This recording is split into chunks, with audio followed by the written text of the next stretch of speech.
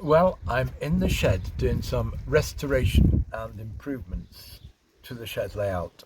What I've got on this work surface in front of me here is some card, and I'm scribing it and cutting it to form some stonework for platform edging, because one of the things I've been in the process of doing, I haven't made much progress on it for several years, is lengthening at least one of the platforms, well, two of the platforms, but one of them significantly, so that I can have a four-coach train on my layout. Be surprised how long trains can get, and I thought it would look nice if a four-coach train, when it pulled into the station, would actually fit the platforms. So it's not a huge layout, and therefore that's meant a little bit of work. Hopefully, when I finish this, it will be okay. Let's have a quick look at where we are.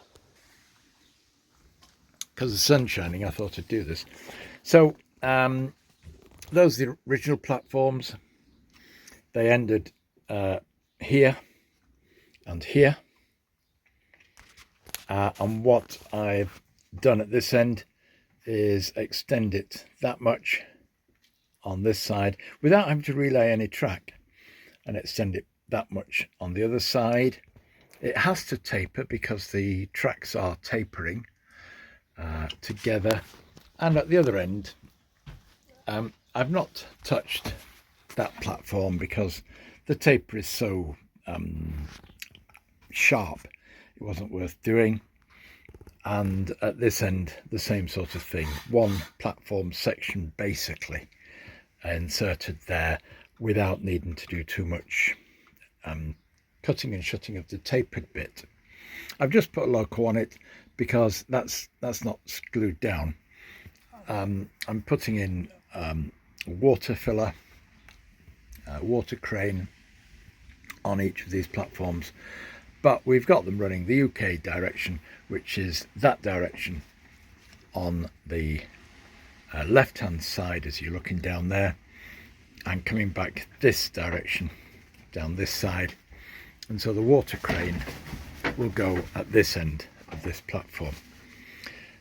As you can see, I've had to taper off these a little bit, and I'm hoping that once if I can get the paints right, then it will blend in. And the surface that's been represented here is either a gravel or tarmac surface inside of the edging stones, and I'm going to try and replicate that and try and match the colour as much as possible on these so that they will blend in. That's that little bit. The other thing I've been doing, you may have seen my post about the white powder, which consensus suggests was mould, white mould, which was over a lot of the buildings and things. And what I've been doing is cleaning that off. That is a long, slow process. And then, having cleaned the mould off, I've given the buildings a spray over with, or the layout and the back scene as well, with some matte varnish to just stabilize things a little bit. And the other little thing, I've got a couple of still pictures, is there was some movement in the baseboards, meaning that these rails here were a good few millimeters out of height alignment. And what it is, part of it, is that the edges of these chipboard baseboards have swollen. So what you've got is a peak here. If I can't run the stock I want over that peak in the middle, then the only answer I can see is to lift this track, gouge out the board, and then relay it at a more level thing.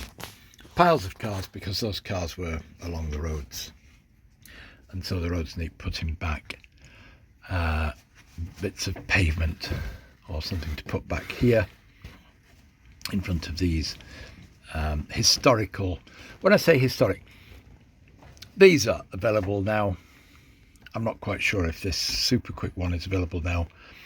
These are built easy. I think they're built easy. Can't remember. I've said before on some other things These are a very early paper model.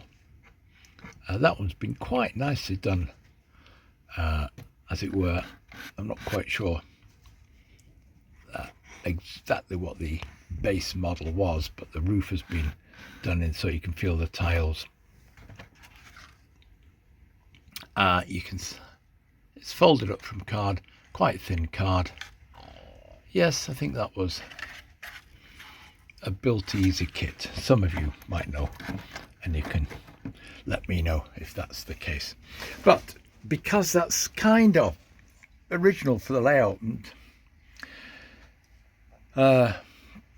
modelling of the past, like the ballasting, like some of this, I've had thoughts about putting lots of flock, and in the newer areas I have used some flock over there somewhere, you know, that flock grass.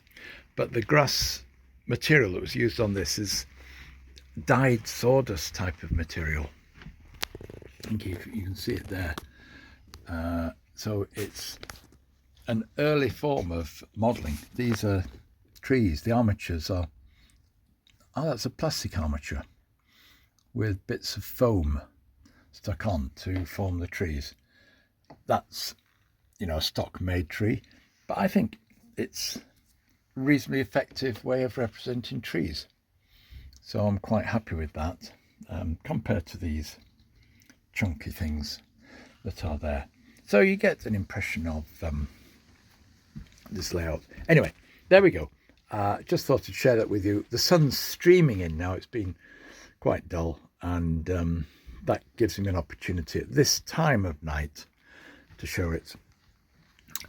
One of the things I'm struggling with, just to say before I go, there's something I bought while I was cycling around Germany, a market, and I've just dug out some people from my collection of odds